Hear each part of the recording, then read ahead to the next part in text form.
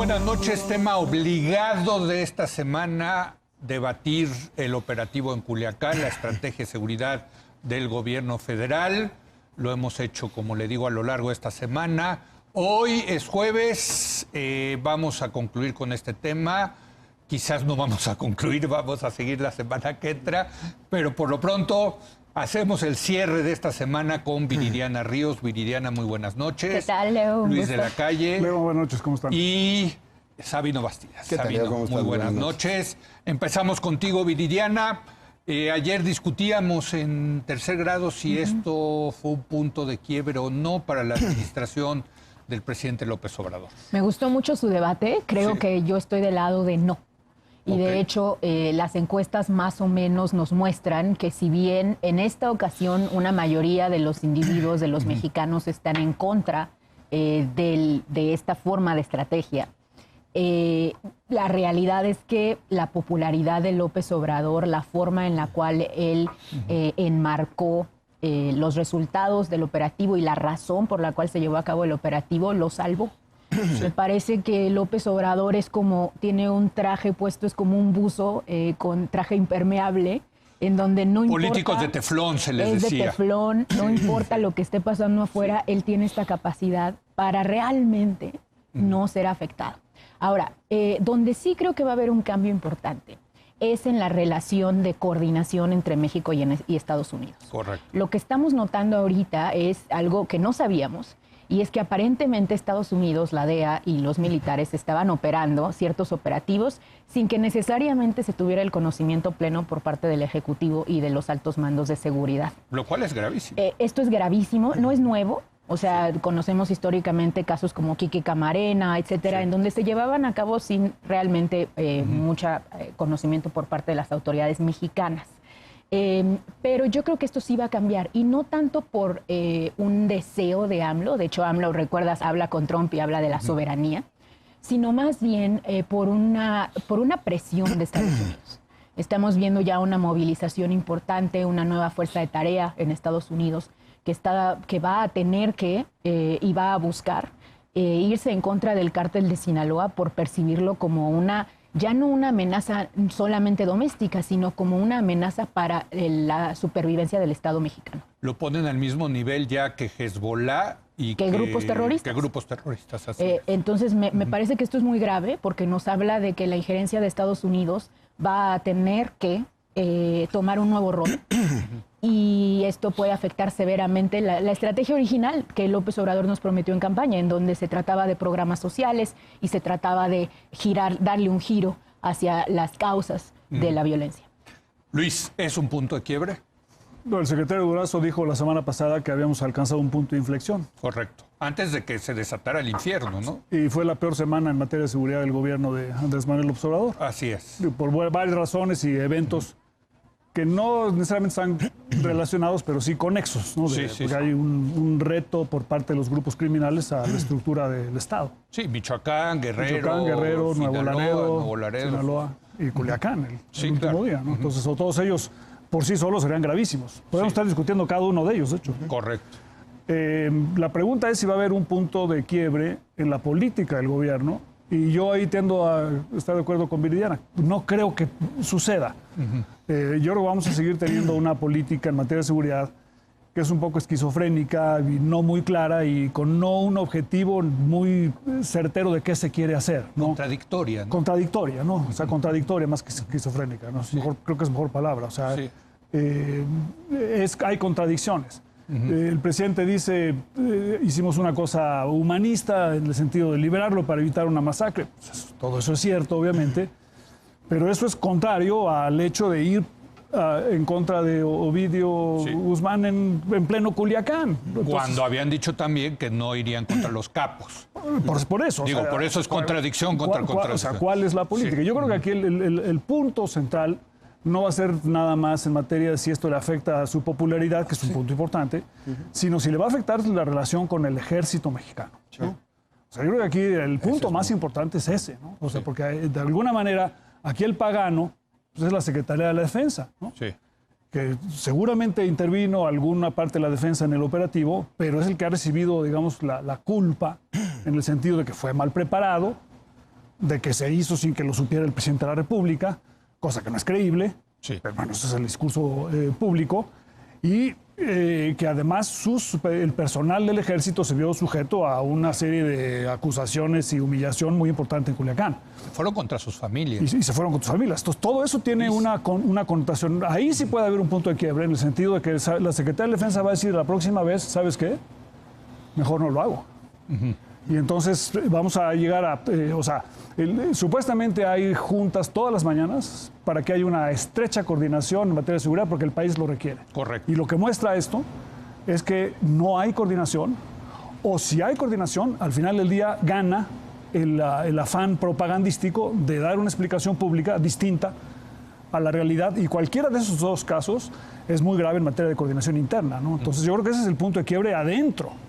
Desde el punto de vista externo, el presidente va a seguir con este mensaje de la Guardia Nacional, por un lado, que es, digamos, pro militarización del país, y por otro lado, respeto o cambio de estrategia con respecto al pasado, aunque en el fondo no lo hubiera, ¿no? Y el tema de la violencia no se combate con violencia, el fuego no se apaga. Esa es con la fuego. aparente contradicción. Así es. Ahora, es un tema suficientemente complejo para que sea grises, ¿no? No es una cosa u otra, ¿no? Desde luego. Pero México no puede, o sea, lo que no se puede tener es un ejército del tamaño que tienen los carteles en Culiacán y decir como, ¿sabes qué? Eso lo puedo dejar y que no pasa nada.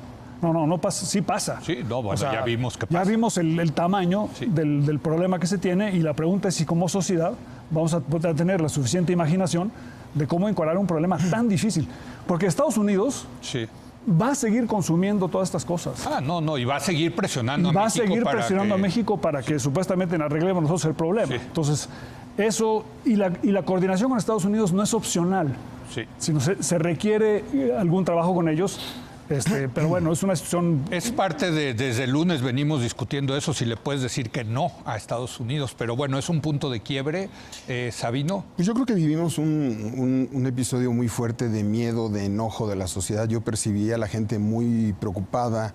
Con razón. No solamente el tema en Culiacán, sino en todo el país, porque creo que lo que puso en evidencia este evento, que es uno más de los muchos que hemos venido coleccionando, es ya el nivel de agotamiento que tenemos como sociedad de una guerra de 20 años. Sí. O sea, somos una sociedad en guerra, 20 años no explícita, o no declarada, o no llamada guerra, pero estamos viviendo una violencia colectiva muy fuerte. Y a lo que asistimos fue al testimonio público de lo que los expertos analistas sabemos y conocemos, que es encontrarse ante el Estado débil. Una estructura, una cadena es tan fuerte como el más débil de sus eslabones, y nosotros tenemos un Estado que tuvo en Culiacán un momento de una profunda debilidad estructural. Tenemos 2.457 municipios en el país que sabemos que no pueden enfrentar a los cárteles de la droga. Culiacán no pudo, su 1.000.000 de habitantes se vieron vulnerados frente a la delincuencia organizada. Bueno, el gobierno estatal desaparecieron. Se vio desaparecido.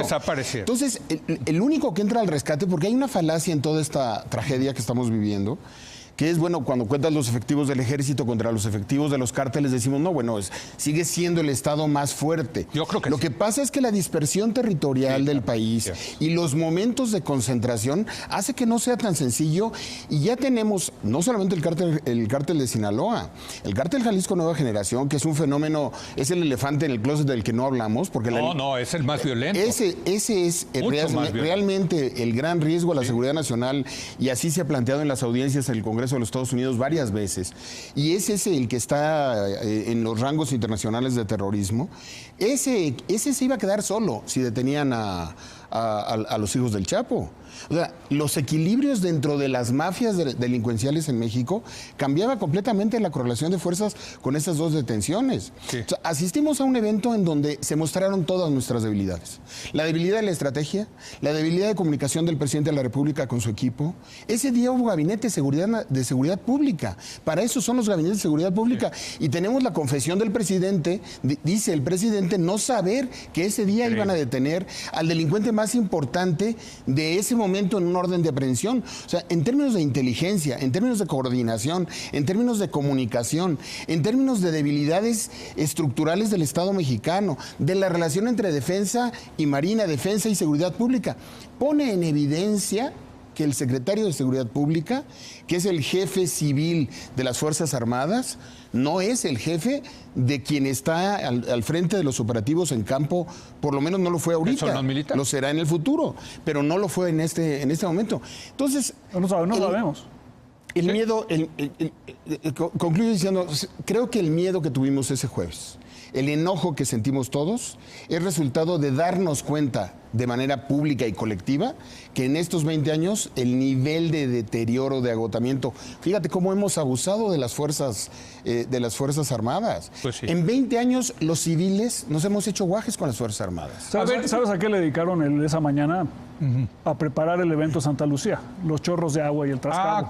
Claro, tienes razón, fue el mismo día. Fue el mismo día. Entonces, sí. Y cuando ves tú las fotos de Santa Lucía en la mañana, está todo el aparato de seguridad del país. Sí, tienes razón. Entonces, ahorita, espérame tantito, o sea, vas a tener un operativo de esta naturaleza en la tarde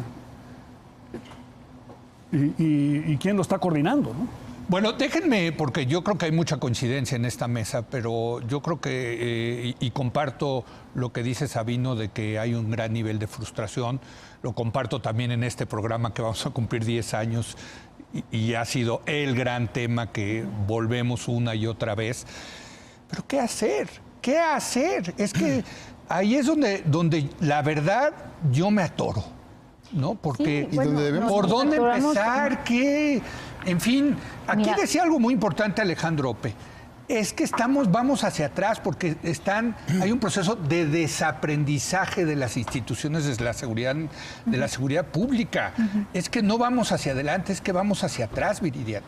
Sí, bueno, yo creo que hay que distinguir si la estrategia de López Obrador está fallando de si la estrategia de López Obrador está siendo implementada.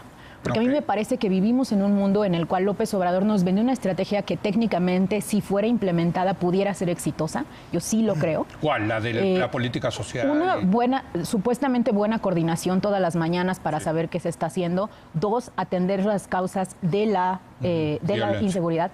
Y 3, sí dejar de descabezar cárteles. Okay. O sea, creo que esa estrategia bien implementada pudiera funcionar. Correcto. Lo que hoy tenemos es lo que siempre, lo típico de la 4T, que son muy buenos diagnósticos, buenas y creativas ideas en algunas cosas, pero una pésima implementación de esas ideas. Entonces, cuando nos dicen, en casi todos, entonces cuando nos dicen cambio de estrategia y López Obrador contesta no, yo creo que tiene razón. Yo creo que lo que tiene que hacer es dar respuesta, implementar esa estrategia. Hay muy pocas cosas que sabemos en la academia sobre cómo reducir la violencia. Creo que en eso tienes razón, Leo. Pero hay una que es sistemáticamente comprobada, paper tras paper, investigación tras investigación, que es que 1, la violencia aumenta cuando decapitas a cárteles de la droga, y 2, la violencia aumenta cuando las distintas fuerzas policiales o militares no están bien coordinadas. En esas dos cosas, AMLO nos prometió un cambio. Nos prometió que ya se iba a coordinar. De hecho, por eso la idea de una sola Guardia Nacional, reducir el presupuesto de las policías municipales que a veces estaban capturadas por el cártel. Y nos prometió también una estrategia en donde ya no estuviéramos sin ton ni son, decapitando cárteles que después se fragmentaban y luchaban entre ellos. Estoy completamente de acuerdo. Luis, pero ahí entra el tema de no le puedes decir que no a Estados Unidos. Si Estados Unidos... A ver, yo por cierto me leí el indictment, cómo indiciaron a Ovidio Guzmán López desde febrero de este año, ¿eh? Está ahí el indictment del Departamento de Justicia de Estados Unidos argumentando por qué iban a pedir la extradición de Ovidio. Y la verdad, pues es... Lo que dice ese documento es que sí tienen evidencia Estados Unidos de que esto es un criminalote. Es el heredero de su padre, del Chapo Guzmán. ¿Cómo le dices que no a Estados Unidos? Vale, o sea, pues es que yo ya no voy a descabezar capos porque esa es mi estrategia. Pues no se puede. O sea, este es un problema que no se puede resolver. ¿Cuál? El problema del narcotráfico. O sea, hay que partir de esa premisa. Claro. O sea, va a haber consumo de estupefacientes. Y es un mercado gigante. Y es un mercado gigante, es un mercado muy poderoso y somos vecinos de Estados Unidos. Sí. Entonces, es una cosa, digamos, con la que tenemos que vivir.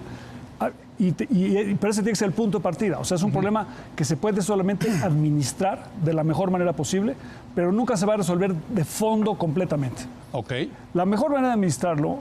Bueno, pero sí puedes, lo que puedes hacer No. es minimizar la violencia. Claro, obviamente, relacionada. Sí, ese es sí, el punto, ese es el punto. sí, ¿no? claro. Digo, o sea, en Europa hay narcotráfico también. Desde luego, ¿no? desde luego. Lo que no hay es grupos que ponen en riesgo al Estado francés o al Estado alemán o al Estado de Estados Unidos, Sí, sino que cuando se les salen del huacal, pues los controlan. sí. Entonces, en México no tenemos la capacidad institucional para hacer eso. Y creo que lo más importante es el poder de los carteles en México está relacionado con su relativo poder monopólico. O sea, aquí hay una concentración muy importante de ciertos grupos, el Nueva Generación en Jalisco y el cartel de Sinaloa, cuyo negocio principal es cruzar la frontera con Estados Unidos. O sea, en el momento que si la frontera de Estados Unidos fuera más porosa, el poder de esos carteles sería mucho más pequeño. Entonces, lo que hay que hacer en Estados Unidos, sinceramente, es, oye, ¿sabes qué? A ti te encantan los opiáceos y los opioides, prodúcelos tú. Desarrolla hojas de coca que crezcan en las rocallosas.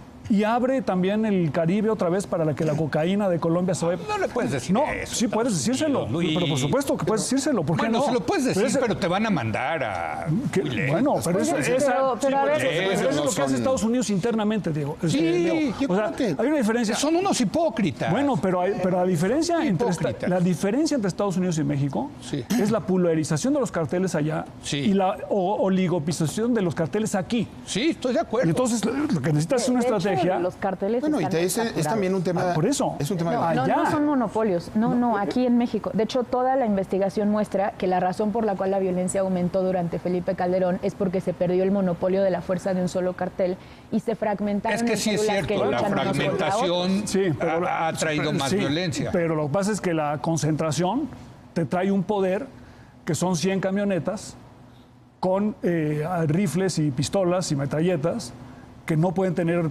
otras personas que el ejército. Ahora, eso lo tenían antes, pero había vasos comunicantes entre el cártel y había reglas implícitas, tácitas. Había una cosa... ¿O no? Había estado.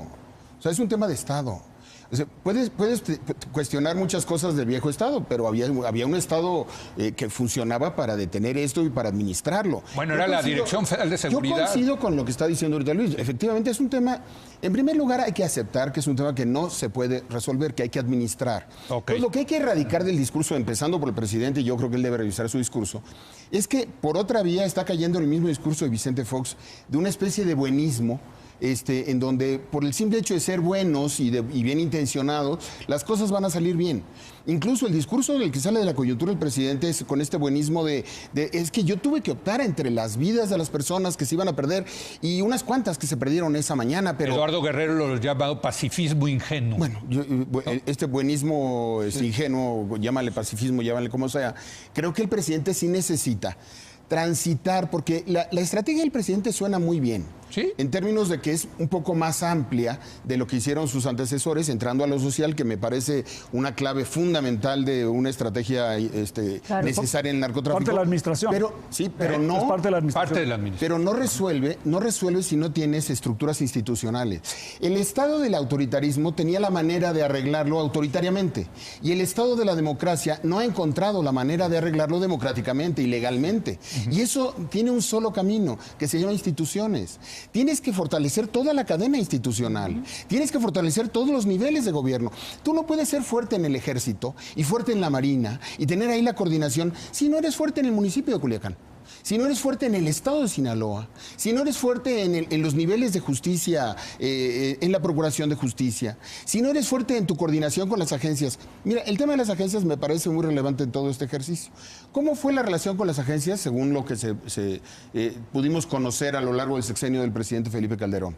Era una relación pulverizada, cada quien tocaba la ventanilla que quería, se quejaban aquí y allá de lo disperso de la relación. relación. Tan fue así que el presidente Enrique Peña Nieto y su gobierno decide hacer una ventanilla única en gobernación y dice, y todas las agencias pasan por aquí ante el enojo de muchos de los actores que se movieron. Un fracaso, ese modelo, y por el cierto, otro modelo, la pregunta, ¿cuál es el modelo hoy? ¿Cuál es el modelo y no de la les gustó relación? nada a Estados Unidos y fue un fracaso. ¿Cuál es el modelo de la relación con las agencias? Con las agencias estadounidenses. De las agencias norteamericanas, que además tienen todo que ver en nuestra relación, que tienen toda la información, que es indispensable porque además tienen mucha de la información que le han dado los tips para detener a los cárteles. Esto no es violencia contra paz. Hay manera de hacerlo de manera pacífica, con inteligencia, con trabajo profesional.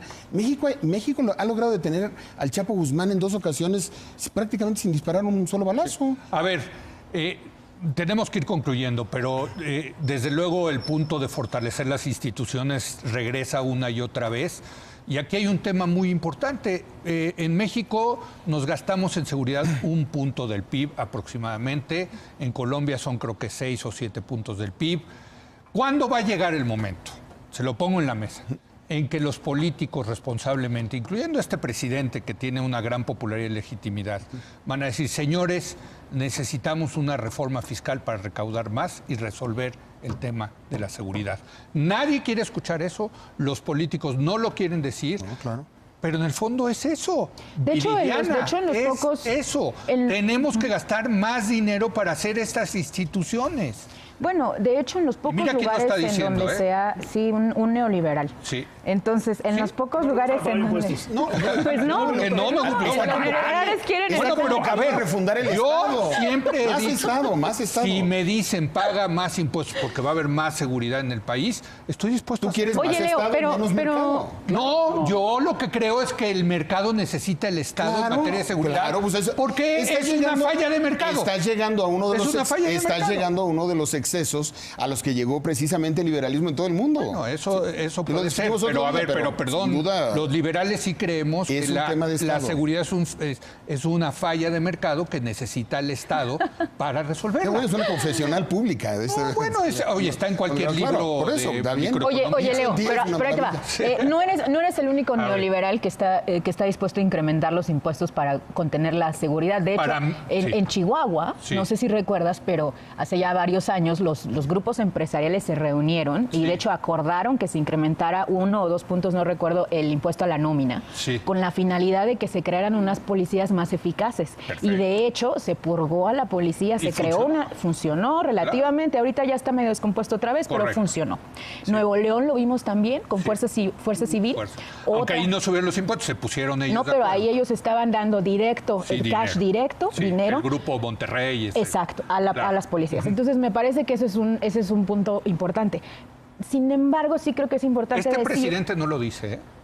No, porque sí creo que es un punto importante decir que a veces se ha gastado mucho más dinero en seguridad en México sin que necesariamente se reduzca la violencia. Bueno, ve el punto de Felipe Calderón, ¿no? Por eso, pero donde estamos ahorita es imposible. Pero no es nada más dinero. Yo creo que tenemos que partir de la base de que necesitamos más dinero, pero sí necesita un cambio de concepción. O sea, sí hay un tema de correr los riesgos de lo que implica una guerra contra el narcotráfico por parte del Estado mexicano, que dejó de correr. Hemos dejado que el ejército esté en campo corriendo todos los riesgos y no corren el mismo riesgo y están actuando de la misma manera todas las escalas del gobierno. Estoy de acuerdo. Tenemos 32 gobernadores que pueden tener más o menos dinero, han tenido fondos. Si hacemos la cuenta del dinero que los gobernadores han malgastado en materia de seguridad, es impresionante. El Fortasec, el número de pública fondos. Y cómo además su visión... Todo no es un tema de recursos. No es solo un tema de recursos, se requieren Ahora el recursos. Neoliberal eres tú, porque estás diciendo no es un tema no solo de necesitamos recursos. Porque si les damos más recursos los van a malgastar. Es que es un tema de estrategia también. No, claro. 32 gobernadores se han hecho guajes con el tema de la seguridad y no tenemos las capacidades, no solo policíacas. Cuando oigo a expertos en el tema de seguridad, todo el mundo se clava en el tema de la policía. Perdón, es un tema tampoco es cierto que los gobernadores hagan guajes. Ahí está el gobernador de Yucatán, ahí está el gobernador por 3 gobernadores y 3 episodios, hay 32 gobernadores que no tienen policía. El presidente lo presentó con el número de policías por estado. Creo que hay 2 estados o 2 Entonces entidades no subamos, que reúne. no gastemos más dinero en... No es solo gastar más dinero. Bueno. O sea, yo creo que pasa también por un tema de diseño institucional, de construcción de instituciones. Estoy de acuerdo. Y pensar en los jueces, y pensar en las cárceles, y pensar... Hay que pensar en policías, fiscales, jueces y cárceles. Y hay que pensar en policías que municipales, estatales y federales. A los 3 niveles, claro. Pero que se necesita más dinero para esto, no tengo la menor es duda. Una realidad. Luis, tenemos que ir concluyendo. A ver. Enfrentamos crimen de primer mundo con instituciones de tercer mundo. Sí. Entonces hay 2 sopas. O mejoramos nuestras instituciones para acercarlas un poco al primer mundo y poder enfrentar el reto, porque el nivel de sofisticación de estos grupos es muy alto. Muy alto. O vamos siempre a perder. Y vamos a tener esta discusión durante 40 años en este programa y sus sucesores. Sí. Entonces... bueno, en este programa ya no empieza a hablar de los sucesores. ¿No? Tranquilo, Luis, tranquilo. La competencia. No, a mí la competencia me encanta. No, porque nos fortalece la competencia. Estás hablando por el futuro. No. El problema es que no es solamente más recursos, aunque sí se requieren más recursos, sino cómo y qué instituciones. Estoy de acuerdo, estoy de 100% de acuerdo. Pero hay que hablar de los recursos. Es que no podemos tampoco dejar de... Hay que hablar de recursos, seguro, pero no de la forma como se hizo en el pasado. O sea, en el pasado se incrementó el presupuesto por mucho, y mucho lo que sucedió fue que se armaron las policías municipales y luego se les pagaba a los policías municipales y fueron cooptados por el crimen organizado para que fueran sus soldados. Pero ¿sabes por qué se hizo mal? Porque eran recursos que se otorgaban de la Federación hacia los municipios y los estados sin rendición de cuentas y sin ningún costo para ellos. 100% de acuerdo. La destrucción institucional que hemos visto en el último año es gravísima. Destruimos el CISEN, la Policía Federal. Sí.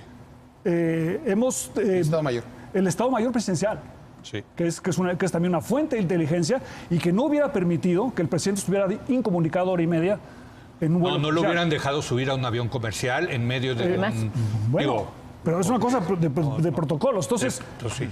O sea, y el CISEN a lo mejor le hubiera dicho, señor presidente, yo tengo una opinión distinta y no se puede entrar a Culiacán con 50 policías. Bueno, ¿a quién se lo... Perdón, pero... Y luego la última cosa, si no hacemos una reforma fiscal que fortalezca a los municipios, tú lo has dicho mucho. Vamos a superar nunca ni los problemas sociales, ni los problemas de Tú lo has dicho que la reforma fiscal pasa por el predial. Porque eso obliga a los presidentes municipales y a los gobernadores a la corresponsabilidad en recaudación y en seguridad. Si solamente reciben dinero que ellos piensan que viene de Cantarell, se lo van a malgastar. Bueno, a nuestro productor ya le está dando un ataque cardíaco porque ya nos pasamos muchísimo del tiempo. Yo les agradezco, como siempre, es un privilegio debatir contigo, Sabino, contigo, Luis, contigo, Viridiana. Con Luis no tanto porque ya está hablando de los sucesores. Ya me dijo monopolista, ya me dijo... No, hombre, hoy me han dicho que ya no soy neoliberal. Estatista, monopolista. Y ya se está pensando en tu ya se está... Sí, ¿qué onda? Tengo que poner orden en esta mesa. No. Gracias, hacemos una breve pausa. Vamos a hablar del paquete fiscal que se está discutiendo en el Congreso, el presupuesto, la ley de ingresos, qué es lo que está ocurriendo en el Congreso. Regresamos en un momento más.